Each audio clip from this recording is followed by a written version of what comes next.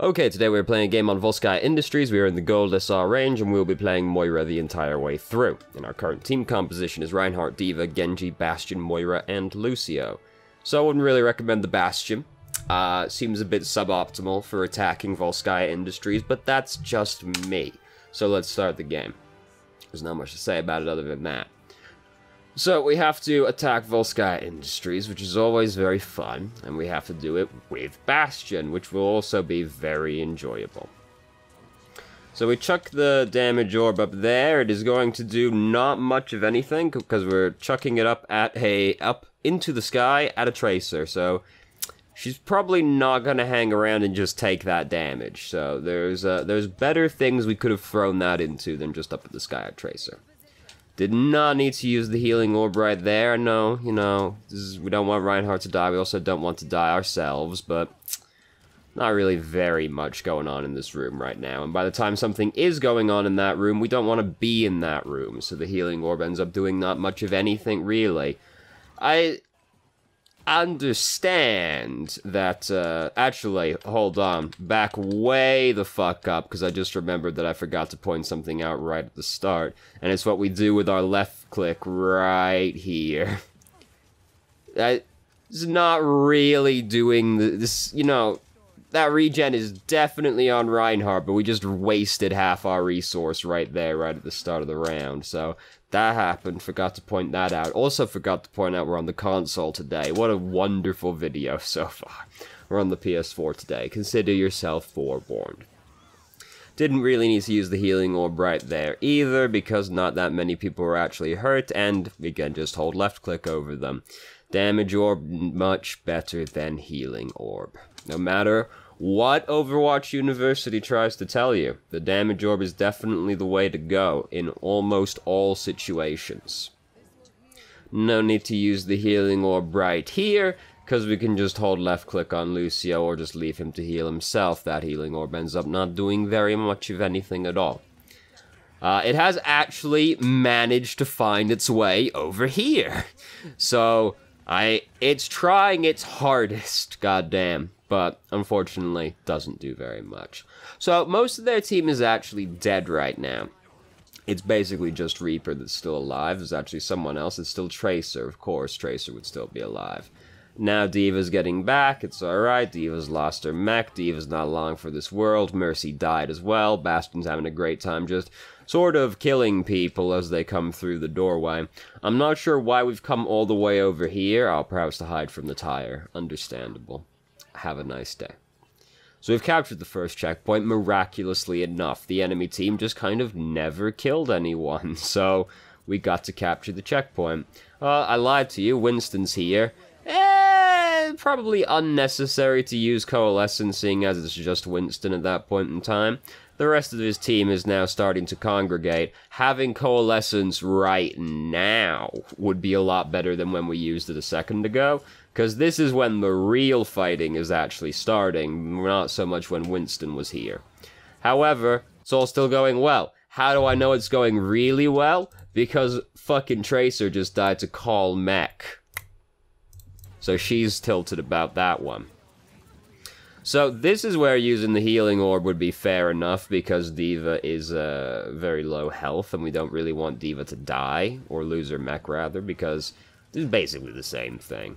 Because we would very much like to capture the checkpoint right now, and losing our only tank that's currently here would be pretty bad. We did have Reinhardt, but he threw himself off the edge partway through the fight, which is not super productive.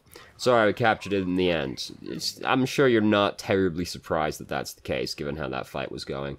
We really want this Mercy dead, and she is dead. So that's really bad for them. They died at, like, the worst time possible. Really fighting over that checkpoint that they'd lost anyway. And as you can see, some of them are trying to catch up to us right now as we are attacking the point. So it's not exactly an ideal starting position for them, and they're having a lot of trouble stabilizing right now.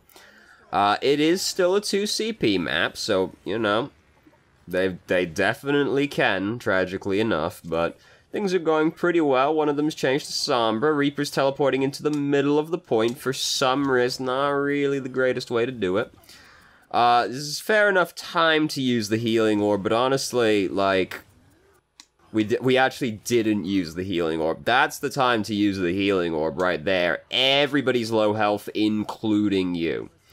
So, and we're low on resource right now as well. And we threw another damage orb. Now is, like, still also the time to use the healing orb because we're currently, like, out of resource and people are still losing health. And when we were at very little danger at all, we use the healing orb always, and then when we are actually in danger, low on resources and everybody's low health, we chose to use the damage orb instead of the healing orb.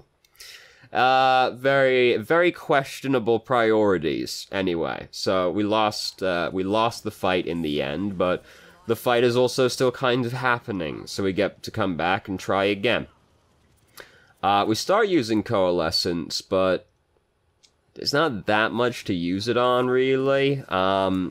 Diva jumps out of her mech right as we start using it, so, like, that would have been the primary reason to use it, but, like, Coalescence ends up not really doing very much of anything right there, because no one on our team was hurt, and the rest of their team is kind of, like, all over the place right now, so it wasn't, we didn't end up getting much done with Coalescence. Now is the time to use the healing orb, that's fine. We got a lot of people low health. We are not doing a great job of managing our resource, because we're still holding down left click on these people, even though everybody at this point is pretty healthy. Also, when you throw the healing orb, that's like the time to, if you throw the healing orb, as long as the people don't like super badly need healing, then that's the time to start using your right-click, because if you're low on resource, you can throw out the healing orb and then be damaging people with your right-click while the healing orb's doing the healing, and take that time to refresh. So in the end, we did capture both checkpoints. We were fighting on that second checkpoint for like a solid 2.5 minutes, but we got it in the end, and slow and steady wins the race, which is definitely not true. Slow and steady is definitely not the way to win the race, unless it is perhaps a marathon, but slow and steady wins the race is awful advice. It's one of those sayings that I really fucking hate. Like, have your cake and eat it too. Because that's just not, it's not clear what have your cake and eat it too means, because for many years of my life I was like, well, I think it's pretty reasonable to want to eat a cake that you have. I mean, what are you going to do? Just have it on display? No, what that saying actually means is that you want to eat your cake and then still have it after you have eaten it. This is not how the saying sounds, though, is it? And slow and steady wins the race is just bad advice. Sayings are bullshit, is the moral of the story. So now we're defending. We've got Narissa. I suspect that there was something like solid in this drink, and it is like stuck in my teeth now. I don't know what that was. I might die. Just so everybody's aware. So why did we use Fade? We were using it to get over to Reaper really quickly. Why is Reaper even hurt? What happened to Reaper that's put him this low? Oh, he was up there? I still don't understand. What happened to Reaper that made him so low? What happened to him? I don't know. What anyway? Well, not only what happened to him, but like, why is he suddenly all the way over there when he was in the window a second ago? Whatever. Anyway, so we used Fade to try and get over to Reaper. The thing is with using your Fade to get to people who are low health is that something happened to put them in low health usually, so using Fade to get back to them, to get to them quicker, tends to put you next to whatever was damaging them. This was not really the case with Reaper in that situation, where something weird happened with him. But typically fading to get to somebody in low health is not really recommended, because something happened to make them low health, and you don't want to go next to it with your only escape, right? So if somebody's far away and needs healing, you're usually better off throwing the healing orb after them, Because, yeah, alright, maybe the healing orb doesn't get super efficient use, but if you use Fate to get over there and something bad's happening over there, you die, which is even worse than not getting that much value out of one of your abilities.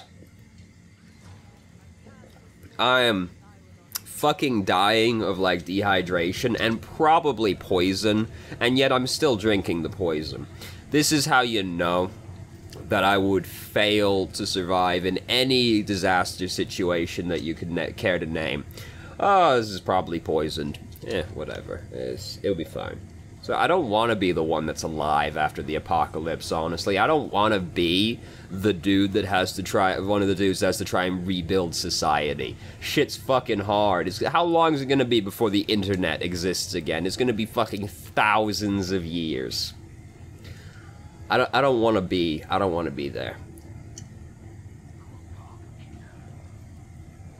And the zombie apocalypse is just like, I want a morally okay reason to kill hundreds of things, right?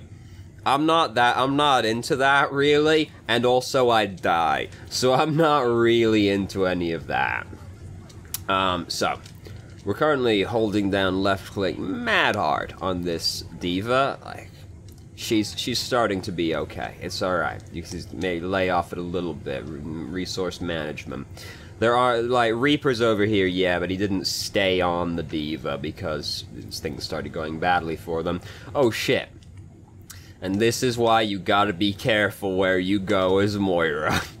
Oh, and, like, you come around the corner and you see Junkrat, like, don't risk it, right? Like, Junkrat can kill you very quickly, as evidenced right there.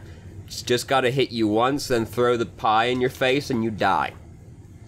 You gotta be careful where you're going as Moira. You're actually quite easy to kill, because you're actually still soft. And, Junkrat can do a lot of damage, so don't even risk it. Just get the fuck out of there, basically. I'm actually dying, I think. I'm just sitting here and, like, suddenly the whole, like, face and throat region has been completely sapped of moisture. So we're coming back. We've basically used Coalescence to get back quicker. Like, there's a chance you hold this checkpoint, but I'm not going to use Coalescence on it, because I expect to lose this checkpoint regardless of using Coalescence, because things look really far gone at that point. And you know, Coalescence is like, it's easy to get another one, but you still don't want to use it on fights that you've already lost, and we pretty much had lost that fight. So we should have just saved it. Especially for a 2CP map, where if you use ults to try and save the first checkpoint when you've already lost it, it can be really easy for you to end up just immediately losing the second checkpoint because you don't have any ults to fend them off with. Not that Coalescence is the greatest ult in the world for fending people off, but you get the idea. So throwing the damage orb up there is unlikely to return you much charge. You're better off throwing it down the hallway or out the doorway. Basically, you don't ever really want to throw the orbs up or down, because if you throw it down, it bounces off the ground and starts going up. And if you just throw it up, it cuts out the middleman. As soon as the orbs start going up, that's it. They're not doing anything else for the rest of their life, basically. So you don't really ever want to put any verticality on the orbs, because then they're going to fly up and not do very much. Again, we use Fate to get closer to the person who's in danger. It's a, you know, it's a slightly less scary situation, but because we used Fade right there, we don't have Fade for this, which is even worse. And, you know, it's possible you still die to something like the tire, even if you use Fade, or if you have Fade, rather. But again, using Fate to get over to people who are in critical health is not often recommended, and usually you're better off just throwing the orb if it's because they're too far away from you. So, standing over there is a little bit scary. Standing over here wasn't honestly looking much better. We fade away from the Reaper who had appeared behind us. Oh, fade because that's right there. Use healing orb, fair enough. Like, those people over there still need healing, and you are really close to having your ultimate. Just heal those boys over there, get your ult as quickly as possible, and start using that. And positioning-wise, Coalescence, because remember, we're trying to make it so that we hit as many people on our team and the enemy team as possible. Our entire team is standing behind us right now, basically. And currently no one is over here in this area. This is a bad color to use, because there's a lot of this color on the screen. Over here is currently unoccupied by the enemy.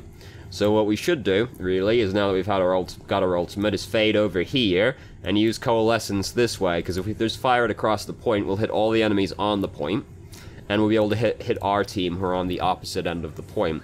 Using it back here, we cannot hit that many members of our team, or the enemy team, so standing over on that side is easier, because then we'd hit all those boys over there as well as the enemy team on the point.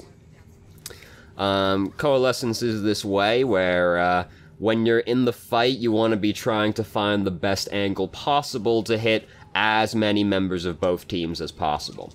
Just use the damage orb to try and kill this Tracer. Like, she's trying to hide in this room, just throw the damage orb in that room. Tracer hasn't got much health, so she does come out, though, and start trying to fight us, but, like, she is unlikely to go that way. Do not fade closer to the Tracer, because you can hit her from 15 meters away. You do not need to be very close to Tracer. Tracer would much rather that you were close to her, because she has a pretty short-range weapon. You being closer to Tracer does nothing but make life easier for Tracer. And if your fade is on cooldown, you have no way of getting away from Tracer if she starts to kill you. So we're currently trying to run down, I think, Reaper? No, D.Va, while we don't have our fade up, which is also scary still, because D.Va does a lot of burst damage. So coming after the D.Va while we have no fade is also scary. Also, we're the main healer, so running after people in the backline is not really our area, because we kind of need to be around to actually heal people, being the main healer on the team. Reinhardt managed to not kill himself. I would have definitely thrown myself off the edge right there. But, look, the shift key is just really nice to push when you're playing Reinhardt. If Daddy Jeff didn't want me to shift as much as possible as Reinhardt, why did he make pinning people so satisfying? Doesn't make any sense. So again, we fade up to this Tracer, who would honestly love nothing more than for us to be closer to the Tracer. So, we fade before we see the tire, and then when we don't see the tire coming anyway, but the tire gets us. We heard it coming, and we used fade before we actually saw it, unless you saw it ahead of me, possible. I'm not going to go back and agonize over that. We are, so, standing out so far is that we have, questionable orb, priorities. And also, we are very, very frivolous with our fade. So we have to go and, like, try and stand on this point soon, as much as we don't want to. And, oh no, oh god, this is gonna feel bad. It's unlikely to make much difference, but, the healing orb, you want it to stay around you as much as possible, and we're throwing it onto a curved surface, so it's unlikely to stay near us.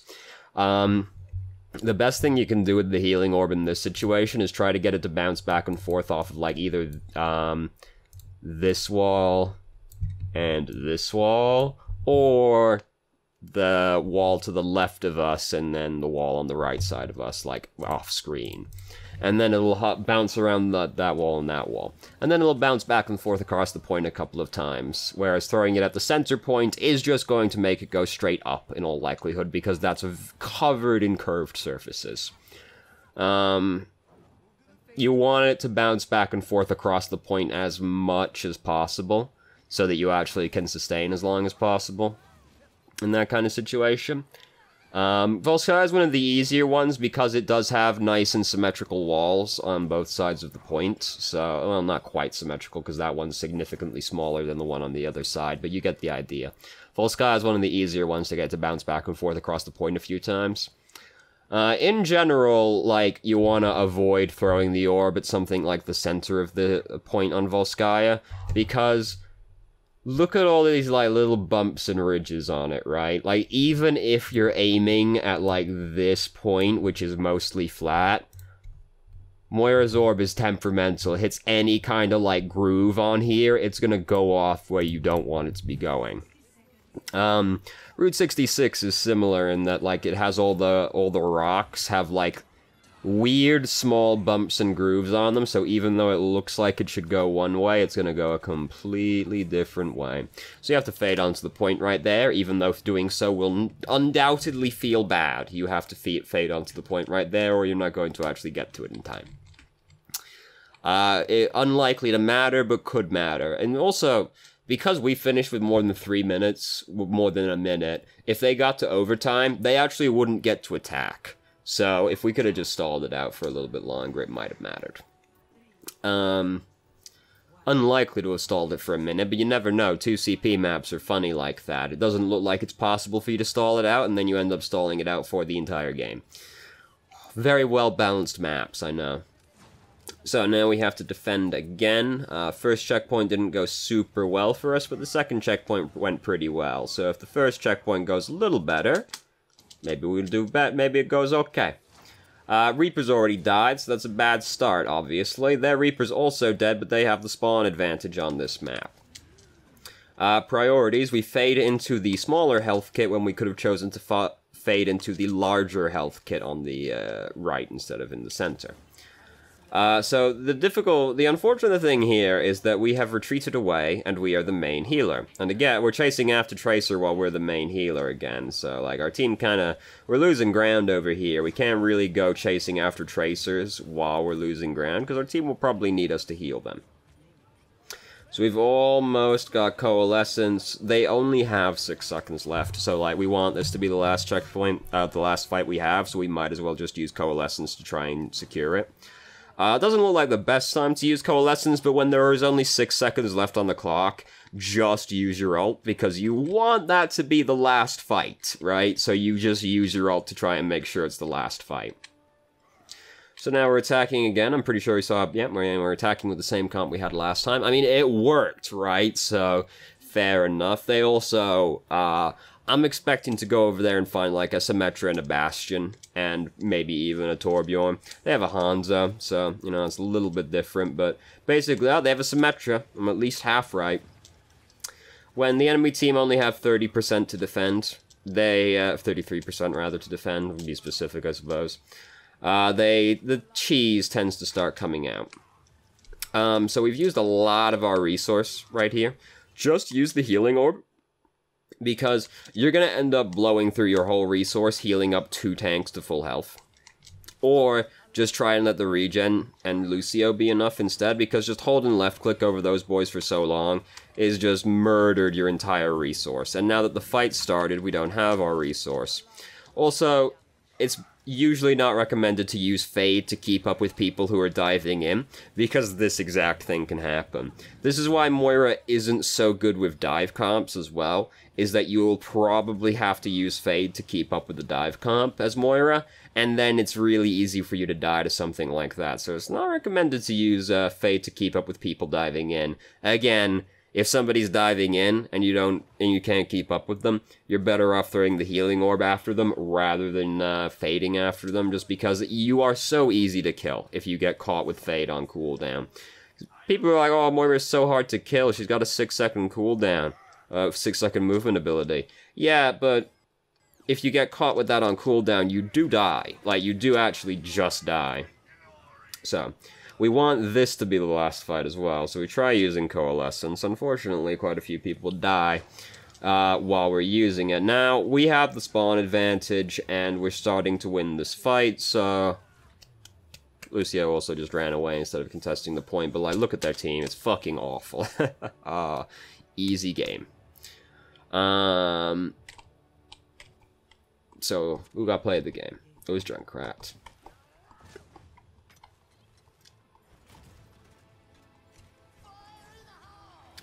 What the fuck does his name say? Bevo Life Vort? No, Biv Boulevard Life Fort? Whatever. So, BVD. No, it's not even Life. It's because, oh my god, whatever. I was losing my mind over here. So the things that stand out the most, we have very questionable orb priorities, and we're very frivolous with our Fade, which is very easy to die if you use Fade badly. So you don't want to use Fade basically be more frugal with how you use Fade. Now you can take that advice too far the other way as well. There's a balance to be struck, but we use Fade too frivolously and we have questionable orb priorities. The reasons to use the healing orb, right? The damage orb is significantly better than the healing orb in most situations. The reasons to use the healing orb are, you have a lot of people who need healing right now, because the healing orb does do a lot of healing in an AoE, plus you can left click if you really need to. If you are low on resource, you can use the healing orb. If you're low on resource and people currently need healing, you can use the healing orb and then refresh your resource by doing damage while the healing orb is healing. If somebody is too far away from you to actually reach, you can use the healing orb to throw the healing orb after them. It travels much faster than you, and it's usually safer than fading after the person.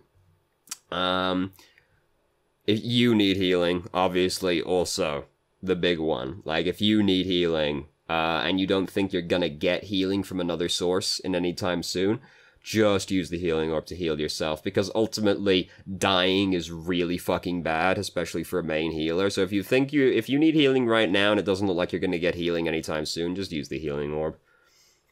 And those are like the reasons to use the healing orb. The damage orb, the thing is with the healing orb versus the damage orb is that, like, typically your left click is enough for the healing, because it's AoE and still a lot of healing.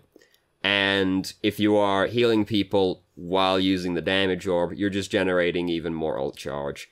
And it makes it easier for picks to happen because you're just, like, doing damage to the enemy team, so they're lower health. Their healers are being preoccupied healing up this chip damage, blah, blah, blah, blah, blah.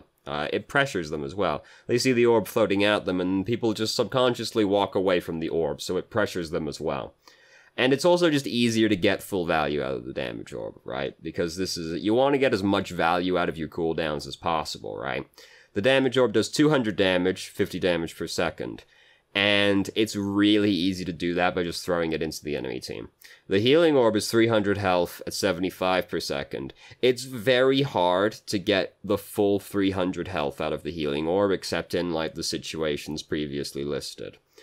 And if you're healing yourself, you might not actually even get all of that, or if it's to heal somebody far away from you.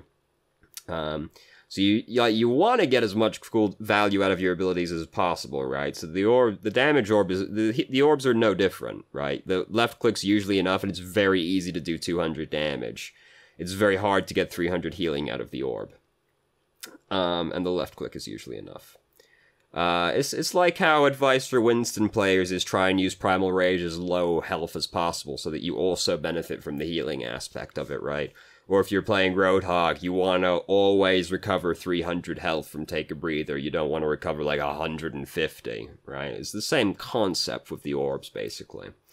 So that's what stood out the most. Let me just check the email really quickly to see if there was a specific question. Can you tell me if you see any other bad habits? Fade, because the email does mention the orbs. So thank you very much for watching. If you did, if you have any questions, feel free to ask. I'm more than happy to answer, and I hope you found the video helpful.